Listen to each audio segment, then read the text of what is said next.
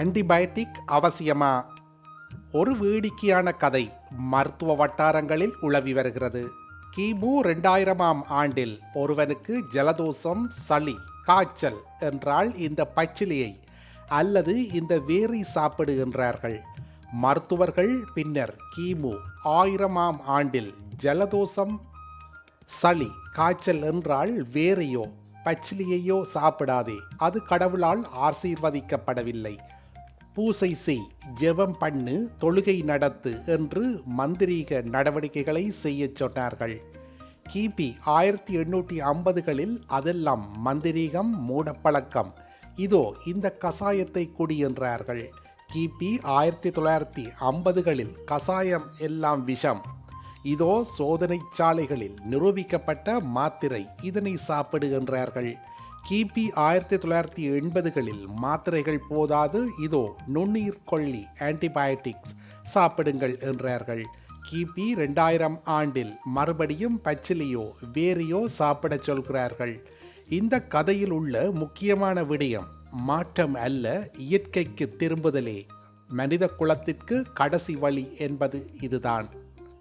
Antibiotic நுண்ணுயிர் எதிர்ப்பிகள் bacteria தொட்டுக்களுக்கு மட்டுமே அவசியம். வைரஸ், காய்ச்சல், இருமல், சளிக்கு இவை தேவையில்லை.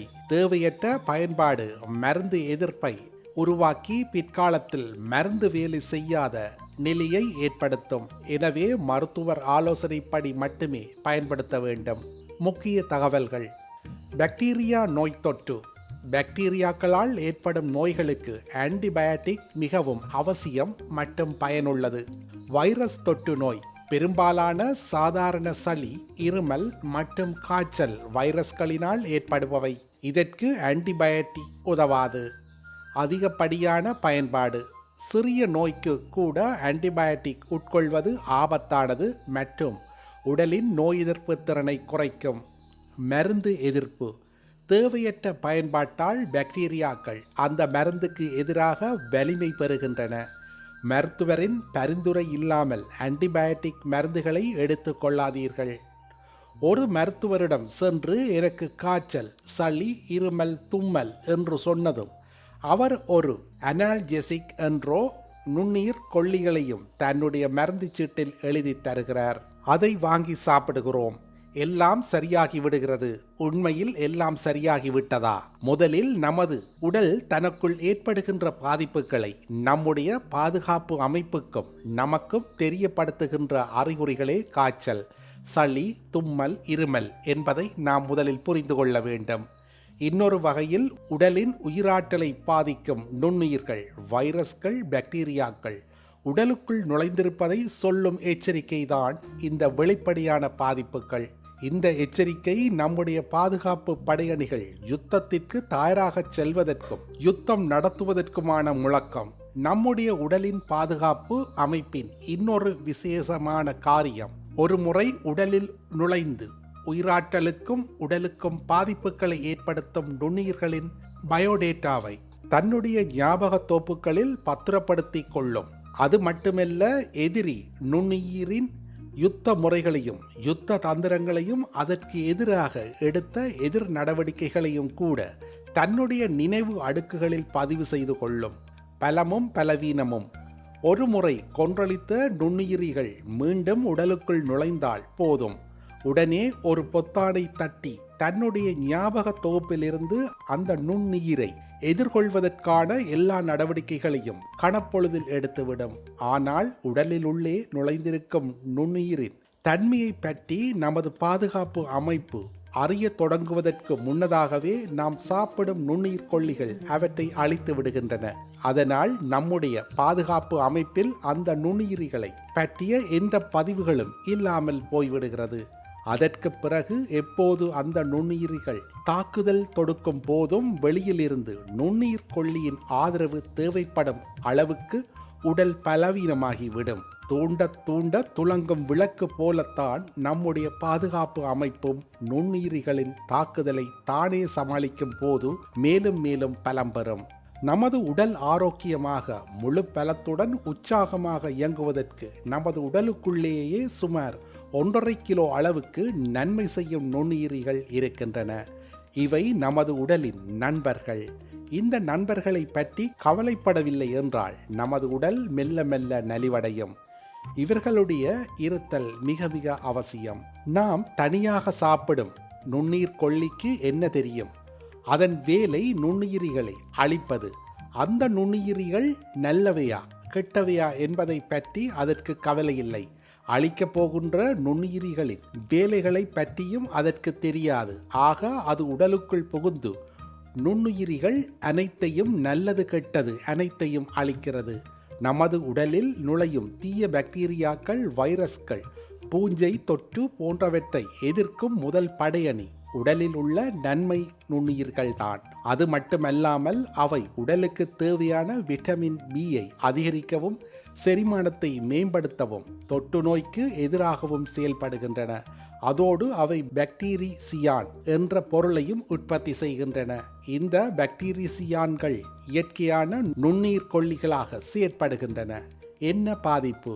இத்தகைய நன்மை நுண்ணுயிரிகளையும் சேர்த்து நுண்ணீர் கொல்லி மருந்துகள் கொன்றுவிடுகின்றன. ஒருமுறை நீங்கள் எடுக்கும் நுண்ணீர் கொல்லி மருந்துகளால் அழிந்துவிடும் நன்மை நுண்ணுயிரிகள் திரும்பவும் உருவாக குறைந்தது 6 மாதங்களாகும். அது மட்டுமல்ல, தொடர்ந்து வெளியிலிருந்து சாப்பிடும் நுண்ணீர் கொல்லிகளால் தீமை பாக்டீரியாக்களும் வைரசுகளும் தற்பாதுகாப்பு திறன் கூடிக்கொண்டே போகிறது. அதனால் வெளியிலிருந்து எடுக்கும் நுண்ணீர் கொல்லிகளின் அளவும் கூடிக்கொண்டே போகிறது. தேவைக்கு அதிகமான நுண்ணீர் கொல்லிகளை வெளியேற்றும் பணியை செய்யும் சிறுநீரகங்களும் சிரமப்படும். அளவுக்கு அதிகமான வேலைப்பளுவால் சில நேரம் சிறுநீரகங்கள் வேலை நிறுத்தம் செய்யவும் கூடும். உடல் பலவீனமடையும். எனவே அனாவசியமாக நுண்ணீர் கொல்லிகளை சாப்பிடக்கூடாது. ஆரோக்கியமான சமூகத்தை உருவாக்க உதவி செய்வதே மருத்துவர்களின் தலையாய கடமை. எனவே அவர்களும் நுண்ணீர் கொல்லி மருந்துகளை பரிந்துரைக்கும் போது கூடுதல் அக்கறையுடன் செயல்பட வேண்டும். சரி, இயற்கையான எதிர்ப்பு சக்தியை எப்படி அதிகரிப்பது? எதற்கெடுத்தாலும் மருந்துகளை உட்கொள்ளும் பழக்கத்தை முதலில் நிறுத்த வேண்டும். உடல் தன்னுடைய பாதுகாப்பு படையை பயன்படுத்த அவகாசம் தர வேண்டும். தீமை நுண்ணுயிரிகளும் நன்மை நுண்ணுயிரிகளும் நம் உடலில் அதிகமாகவோ குறைவாகவோ இருப்பதற்கு நம்முடைய வாழ்க்கை முறை, உணவு பழக்க வழக்கமே முக்கியமான காரணம். 1928ஆம் ஆண்டு அலெக்சாண்டர் பிளமிங் என்பவர் பென்சிலின் மருந்தை கண்டுபிடித்தார். 2ஆம் உலகப் போரில் காயமடைந்த ஆயிரக்கணக்கான போர் வீரர்களை இந்த மருந்தின் மூலம் குணப்படுத்த முடிந்தது. அதனால் இந்த மருந்தின் மேஜிக் புல்லட் என்று அழைத்தனர். அதன் பிறகு பல வகையான ஆன்டிபயோட்டிக் மருந்துகள் கண்டுபிடிக்கப்பட்டன. இந்த மருந்துகளை பயன்படுத்தி தொற்று நோய்களை குணப்படுத்த முடிந்தது. தங்கள் உடலில் ஏற்படும் நோய்களை குணப்படுத்த இயற்கையாகவே உடம்பில் எதிர்ப்பு சக்திகள் இருக்கும். இன்று ஏகப்பட்ட ஆன்டிபயோட்டிக் மருந்துகள் உட்கொள்வதன் மூலம் நம் உடம்பில் வீரியமிக்க சூப்பர் பேக்ஸ் எனப்படும் நுண்ணுயிர்கள் வளரத் தொடங்கிவிட்டன. 2019ஆம் ஆண்டில் ஆன்டிபயோட்டிக் மருந்துகளை எதிர்க்கும் திறனுள்ள கிருமி தொற்றால் உலகம் முழுவதும் 4.95 மில்லியன் மக்கள் இறந்துள்ளனர். மற்ற காரணிகளால் இறந்தவர்களை விட இது அதிகம் என கூறப்படுகிறது. நவீன மருத்துவம் தொழில்நுட்பமானதாக இருக்கலாம், திறமை மிக்க மருத்துவராக இருக்கலாம், வசதி வாய்ப்புகள் இருக்கலாம். ஆன்டிபயோட்டிக் எதிர்ப்புகள் எவ்வாறு பரவுகிறது? அதை தடுக்க என்ன செய்ய வேண்டும்? சளி, இருமல், காய்ச்சல் போன்ற உபாதைகள் ஏற்பட்டால் என்ன செய்கிறோம்? பெரும்பாலும் மருத்துவர் பரிந்துரைத்த பழைய மருந்து சீட்டுகளை காண்பித்து மருந்து வாங்கி தானாகவே சாப்பிடுவது அல்லது மருந்து கடையில் கேட்டு வாங்கி சாப்பிடுவது போன்ற பழக்க வழக்கங்கள் தவறான முன்னுதாரணமாக உள்ளன. மருந்து அட்டையில் சிவப்பு கோடிட்ட மருந்துகளை மருத்துவர்களின் பரிந்துரை இல்லாமல் சாப்பிடுவது தவறு. மருந்து கடைகள் மருத்துவரின் மருந்து சீட்டு இல்லாமல் மருந்துகள் வழங்குவது அதைவிட பெரிய தவறு. அவசியம் இல்லாமல் ஆன்டிபயோட்டிக் மருந்துகளை எடுத்துக் கொள்ளக்கூடாது. இவை நம் உடம்பில் நுண்ணுயிர்களை உருவாக்க காரணமாகிறது. இவை தவிர ஆன்டிபயோட்டிக் மருந்துகளை மருத்துவர் பரிந்துரைத்தபடி முழுமையான அளவு எடுத்துக் கொள்ளாமல் அரைகுறையாக நிப்பாட்டுவதும் நுண்ணுயிர்கள் ஏற்பட காரணமாகிறது. இதன் மூலம் நுண்ணுயிர்கள் வீரியம் பெறுகின்றன. எனவே ஆரோக்கியமான வாழ்க்கைக்கு ஆரோக்கியமான உணவு, சரிவிகித உணவு அவசியம். இந்த உணவே நம்முடைய எதிர்ப்பு சக்தியை தூண்டி பாதுகாப்பு படைக்கு பலத்தை தரும். அந்த பலத்தால் எந்த தீய நுண்ணுயிரிகளையும் நமது உயிராற்றல் அழித்து ஆரோக்கியத்தை நிலைநாட்டுகிறது.